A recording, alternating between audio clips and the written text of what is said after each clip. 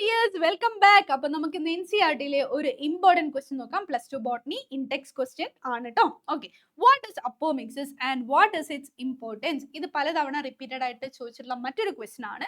So what is that? Apomixis is the process of seed formation without the occurrence of fertilisation. അതായത് എന്താണ്, നമ്മുടെ മിയോസിസും അതുപോലെ syngamy പ്രോസസ്സും നടക്കാണ്ട് direct ആയിട്ട് എന്താണ് സോമ ക്ലോൺസ് ആയിട്ട് അല്ലെ, സെയിം ആയിട്ട് ക്ലോൺസ് പോലെ എന്താണ് മദർ സെല്ലിൽ നിന്ന് ഒരു പ്രോജനി അവിടെ ഉണ്ടാവുന്ന ആ ഒരു പെർട്ടിക്കുലർ പ്രോസസ്സിനെയാണ് നമ്മൾ സിംപ്ലി അപ്പോമിക്സിസ് എന്ന് പറയുന്നത്, റൈറ്റ്? അപ്പൊ അവിടെ മദറിന്റെ ആ ക്യാരക്ടേഴ്സ് അല്ലെങ്കിൽ ആ ഒരു പെർട്ടിക്കുലർ പാരന്റിന്റെ ക്യാരക്ടേഴ്സ് എല്ലാം അവിടെ റീറ്റെയിൻ ചെയ്തിട്ടുണ്ടാവും. Okay, fine. അപ്പൊ എന്തൊക്കെയാണ് ഇതിന്റെ ഇമ്പോർട്ടൻസ് എന്ന് പറയുന്നത്?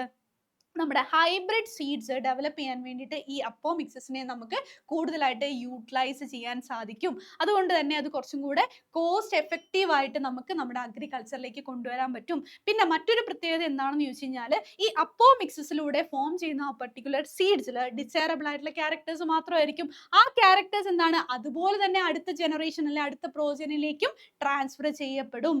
ക്ലിയർ? ഓക്കെ, അത് നമുക്ക് അഗ്രികൾച്ചറിൽ അതുകൊണ്ട് തന്നെ വലിയൊരു ബ്ലെസ്സിങ് ആണെന്ന് തന്നെ പറയാം. Okay, then it inhibits the loss of desired characters in a hybrid.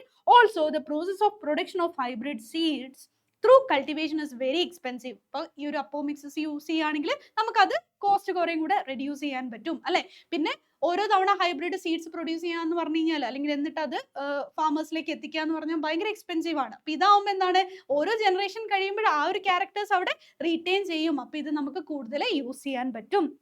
Okay, so therefore apomixis is used for the production of hybrid seeds. അപ്പോൾ അപ്പോമിക്സിസും അതിന്റെ ആ ഒരു പെർട്ടിക്കുലർ ഇമ്പോർട്ടൻസും അത് എങ്ങനെയാണ് അഗ്രികൾച്ചറിൽ ബ്ലെസ്സിങ് ആയിട്ട് നമ്മൾ കൺസിഡർ ചെയ്യുന്നതെന്നുള്ള കാര്യം മനസ്സിലായെന്ന് വിചാരിക്കുന്നു. അപ്പോൾ ഇതുപോലെ ഇമ്പോർട്ടൻറ്റ് ക്വസ്റ്റ്യൻസ് ഒക്കെ ആയിട്ട് നമുക്ക് വീണ്ടും കാണാം. So thank you, bye bye.